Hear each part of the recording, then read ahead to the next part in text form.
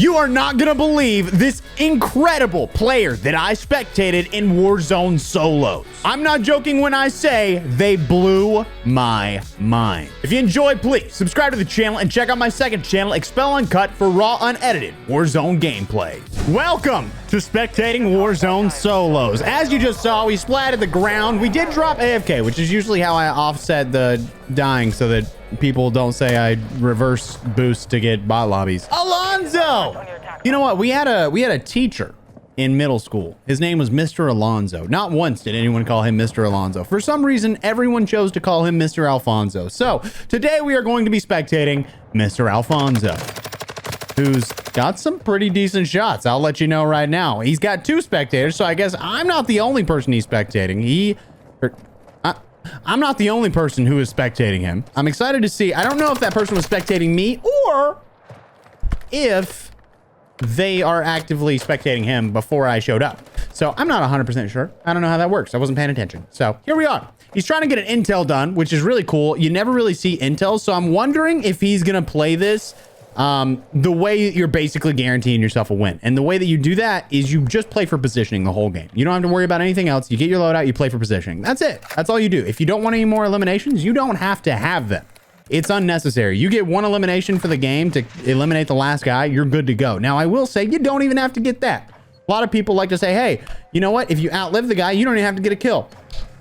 Really weird thing to do, but if you want to pull it off, go for it. Get a 0 kill win. Doesn't matter to me. I'm just saying it's a little bit more difficult, in my opinion, to do that than it would be to just go for the elimination. But this is a very interesting tactic because it's something I've done in a video before. And basically how it works is you'll go and you'll do every intel contract you can so that you can see this big old circle right here. It's going to turn into a bunch of little smaller circles, which we all know because we play Warzone, until you finally get to the last one. And then it's like a bunch of circles that move around. But if you do the intel contract, every one that you do shows the next circle. So let's say you're in the first circle right now. If you hit an intel contract, it's going to show the second circle. So this is the second circle. And then after the second circle, anything you hit is going to be the third circle. And then if you're still within those circles, it's going to keep going until you get to the very last one. So the faster you get these intel contracts done, the faster you can get to the final position on the map and just vibe out as long as you have all the equipment that you need. So great idea. And it looks like that's exactly what he's doing. He's marked another intel contract. So I'm excited to see how this goes because you really don't see people playing like this, but it's a fantastic way to play. The only issue is, hear me out, this is the biggest problem with people that play like this. And it happens to me as well. So don't think that you're on your own here. If you play like this, if you're not actively going for eliminations or trying to like get kills here and there, you're gonna be rusty when it gets to the end of the game, so that you're not gonna be able to hit your shots properly. Now, this guy's actually going way outside the circle on something that's about to close in. So I don't know what his plan is. Does he realize that? Probably not. Okay, I think he just realized it's gone. He's still looking right at the ground. Guys, center your aim. Center it. We gotta center our aim. He's on. Lord have mercy. Yeah, this guy's got aim assist. He's good. He's good with it too. He understands it because what he's doing is when he's like, oh, he's dead to the storm. Oh my God. Drop your gun. Oh, I can't say it in game chat anymore. I hate that they took that away. It was really fun giving away people's position. I'm not gonna lie. It was hilarious. If I was spectating somebody, I'd just type in the chat like where they were. Yeah, he's gonna die to the storm. That's tough. He looked for the vehicle. Oh, the poor guy. If he dives off right here, he might make it in. Nope. Oh my God. Oh my God. He got a little bounce. Keep running. Oh my God. He just got the luckiest play of his life. If the game doesn't bounce him when he hits the ground, he dies right there. Yo, that was incredible. One thing I don't like is that when you don't get a contract, look at how many contracts are already on the map. It's literally 3 contracts for the rest of the game. Look at this. Isn't that stupid? This kind of one thing I hate about Warzone 2 is that they've kind of screwed it up. Late game, there's no buy stations ever. You can never catch a buy station late game. And there's never any intel contracts. Not intel, any contracts in general. So you end up with a situation where you can't find anything. So there's no way to get money to get your teammates back. And even if there was, there's not even a buy station. So already it's second circle. There's 3 contracts left on the map. So there's not even a reason for this guy to go for the intel contracts because he's not going to be able to see anything else. So, man, I wish that Call of Duty would get their stuff together, honest to God, because it could be great. It could be great. Phenomenal, even. But they've just been so lazy. I saw something earlier. They put a bunch of dishes on a rack in a place that wasn't a kitchen. It just had a microwave in it. There was a bunch of dish plates set up with only a microwave. Nothing to wash the dishes, no sink, no dishwasher. Like, it was like they put half thought into everything they do. This poor guy. Look, he's just twisting back and forth. So what you need to do is walk a little bit to where you're actually zigzagging, because all he's doing is just whacking back and forth and going the exact same way that he was going. I might have to make a video covering the intel contract thing again, because I think that's a great opportunity for a great piece of content to help you guys get wins. It's just a more difficult thing now because of the way that they've set up contracts, which kind of sucks. Either way, Fly Cat here hasn't gotten their loadout yet. They're looking for a person inside the building. They may have heard someone. I think the person ran out, though.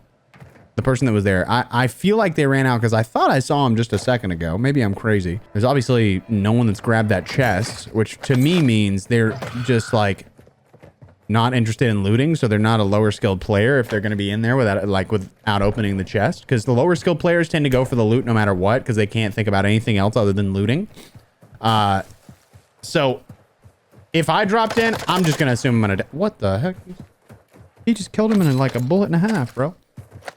Killed him in a bullet and a half. Good Lord have mercy, almighty in heaven above. Okay.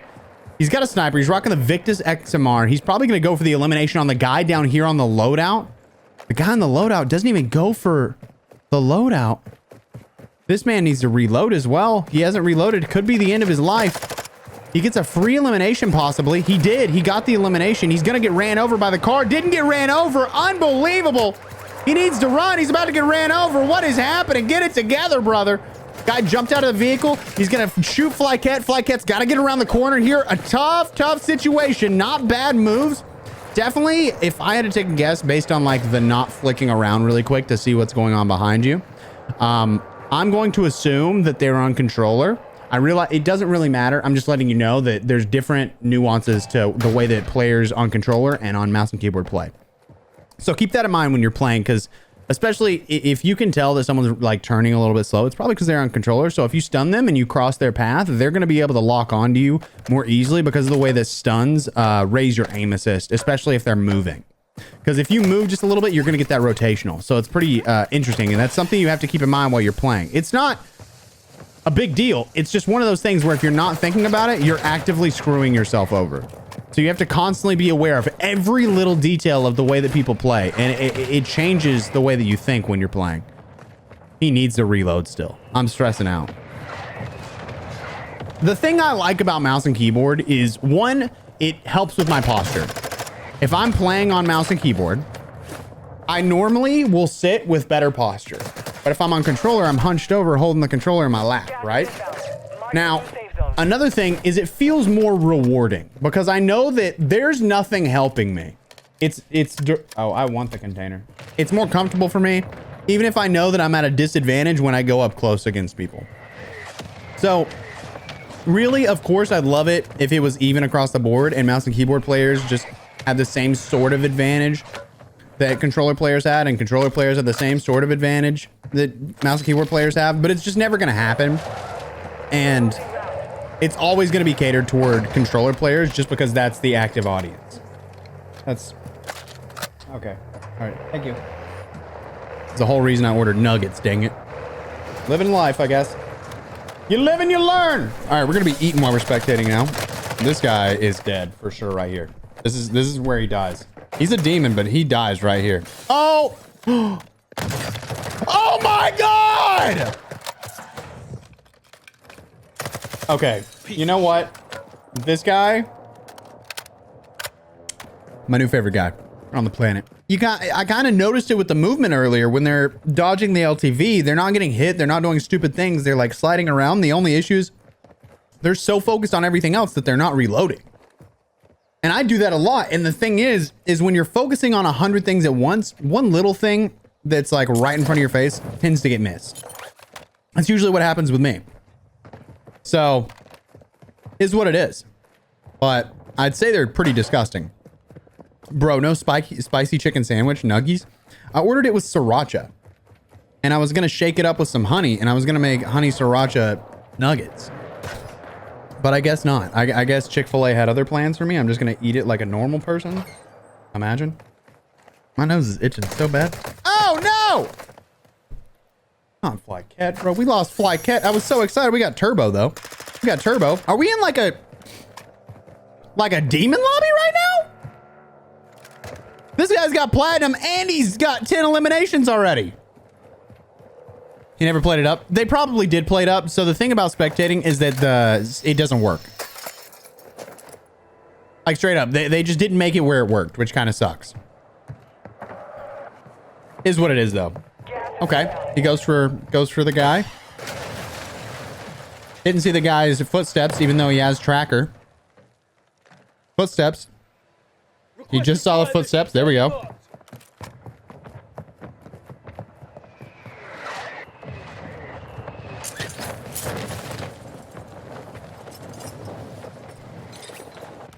Not a bad play. Not a bad play, because they need to get in the circle. It's already fourth circle. If they don't get into the circle, they're pretty much going to be screwed here. Because they don't know where the other guy's at. And when you don't know if they're there, it's almost a terrible idea to push it. You don't know the exact position. Dude, this is hilarious. This is sad, bro. Come on.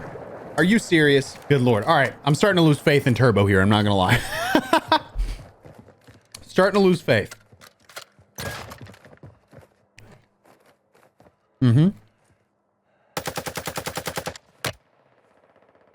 How did we know that guy's there? I missed it when I looked down to eat. How do you know that guy was there? Just caught him? Fair enough. Oh, he needs his loadout. Interesting. Oh, he's rocking overkill. Interesting. So there was a guy in here. He saw him go in, I'm pretty sure. Question is, does the guy rotate? Yeah, it looks like he's not in there anymore. He does need to take some high ground. He's in a position here where if he doesn't go for high ground, he's going to get caught in some weird situations. Because the people that have high ground, they'll just sit there and beam down on you. So he needs to get up on that bridge as soon as physically possible. Safe zone.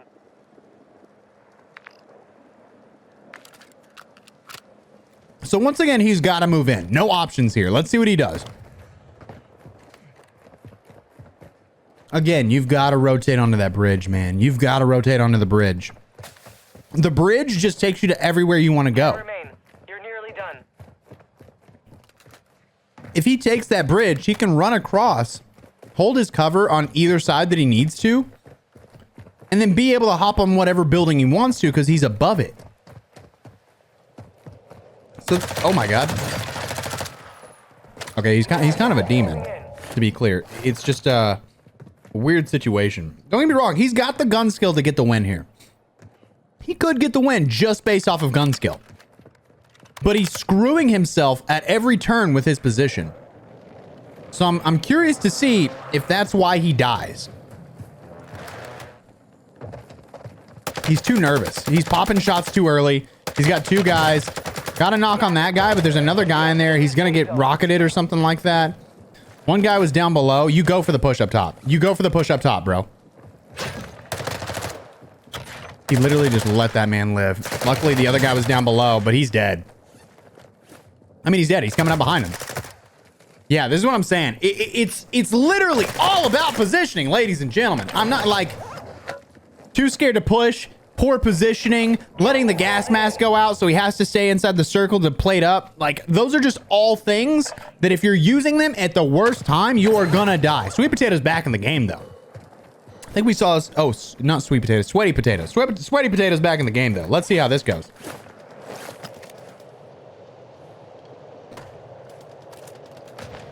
Only 5 remain. Sights on. With a dude with a riot shield. Shot unnecessarily. Even if in that moment they got shots on, they wouldn't have got the elimination because they would have been able to hide. Okay, he's got death markers right in front of him, which means he knows that there's a guy with a shotgun. You have a stun grenade. You have a stun grenade! It's these small mistakes that are screwing these guys over. And honestly, it just kind of hurts me. It hurts me seeing it, but look at this guy. It's you. Chad, it's you. I'm spectating you. All right?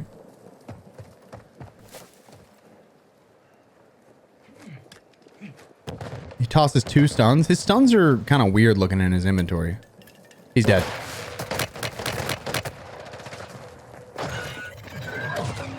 These people play like crazy men. All right? Like crazy men. Lord.